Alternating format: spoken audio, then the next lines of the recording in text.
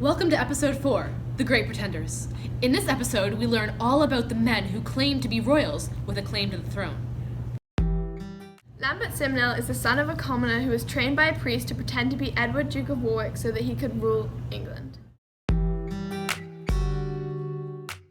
In 1486, Lambert arrived in Ireland and pretended to be Edward, Duke of Warwick. The real Edward was the son of George of Clarence, who was the brother of Richard III and Edward IV. The Irish supported the House of York, where Edward was from, and so they accepted the man posing as Edward and called him King Edward VI. He was joined by the Earl of Lincoln, Warwick's cousin, who came from Burgundy with an army of German mercenaries.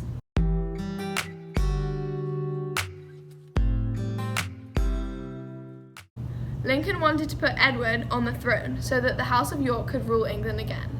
They attacked England on June 4, 1487, and Henry VII produced an army to fight back.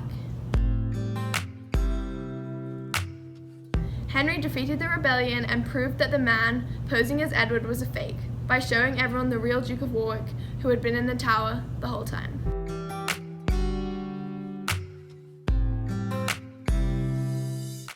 There were two young men who both claimed to be Edward, Duke of Warwick. Lambert Simnel as one of them. These young men wanted to be on the crown and rule England. The duke they were claiming to be was son of George, who was the brother of Richard III and Edward IV. Lambert Simnel was an impostor for the House of York so they could gain power again because the current king of the House of Lancaster. Lambert was a tool to be used for important ends, and had he never existed, there would have been an attempt to overthrow Henry V. The most compelling case out of all the pretenders is Perkin Warbeck. He first appeared on the scene in 1491. Perkin Warbeck was a pretender to the English throne, and he claimed to be Richard of Shrewsbury, Duke of York, the younger of the two sons supposedly killed in the Tower.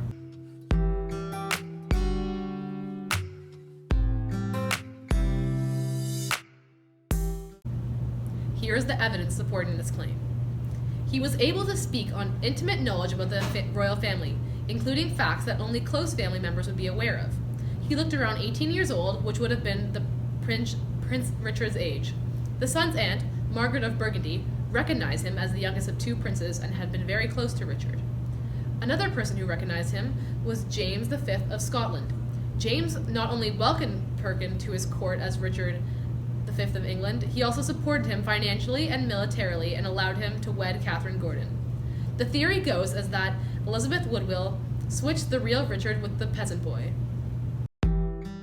Margaret of Burgundy is the aunt of the two young princes who were both assumed to be murdered in the Tower. In 1491, an 18-year-old boy by the name of Perkin Warbeck claimed to be the younger Prince Richard. Margaret of Burgundy was steadfast in her backing and support of Perkin's identity, meaning that the younger prince was not in fact murdered along with his older brother Edward. If Perkin Warbeck truly was the younger Prince Richard, this could explain the reason for Lambert Simnel's rebellion.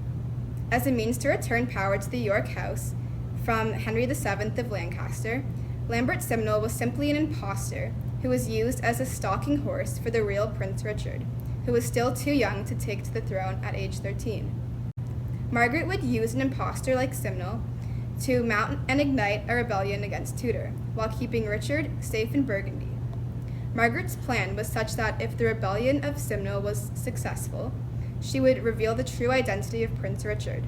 However, if it was unsuccessful, which was frankly the case as Simnel lost to Henry in battle, Richard would be kept safe in hiding until he came of age, when Margaret would rebel once again in 1491, this time using the real prince.